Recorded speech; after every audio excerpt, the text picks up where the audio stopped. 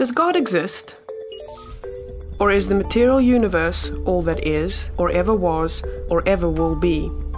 One approach to answering this question is the cosmological argument.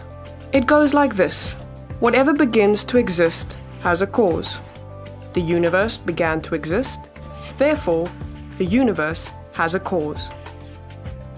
Is the first premise true? Let's consider.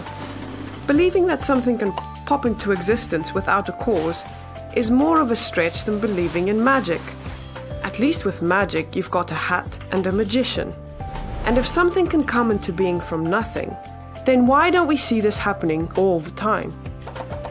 No, everyday experience and scientific evidence confirm our first premise. If something begins to exist, it must have a cause. But what about our second premise? Did the universe begin, or has it always existed? Atheists have typically said that the universe has been here forever. The universe is just there, and that's all. First, let's consider the second law of thermodynamics.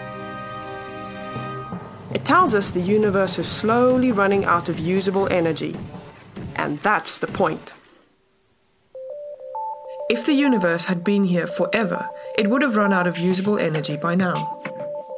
The second law points us to a universe that has a definite beginning.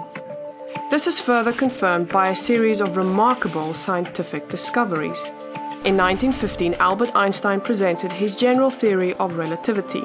This allowed us, for the first time, to talk meaningfully about the past history of the universe. Next, Alexander Friedmann and George Lemaitre, each working with Einstein's equations, predicted that the universe is expanding. Then in 1929, Edwin Hubble measured the red shift in light from distant galaxies. This empirical evidence confirmed not only that the universe is expanding, but that it sprang into being from a single point in the finite past.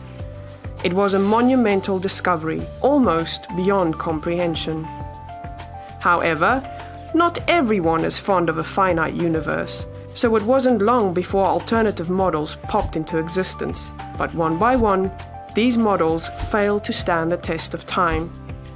More recently, three leading cosmologists, Arvin Bord, Alan Guth, and Alexander Vilenkin, prove that any universe which has on average been expanding throughout its history cannot be eternal in the past, but must have an absolute beginning. This even applies to the multiverse, if there is such a thing. This means that scientists can no longer hide behind a past eternal universe. There is no escape. They have to face the problem of a cosmic beginning. Any adequate model must have a beginning, just like the standard model. It's quite plausible then that both premises of the argument are true. This means that the conclusion is also true. The universe has a cause.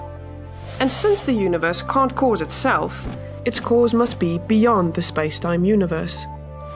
It must be spaceless, timeless, immaterial, uncaused, and unimaginably powerful, much like God. The cosmological argument shows that, in fact, it is quite reasonable to believe that God does exist.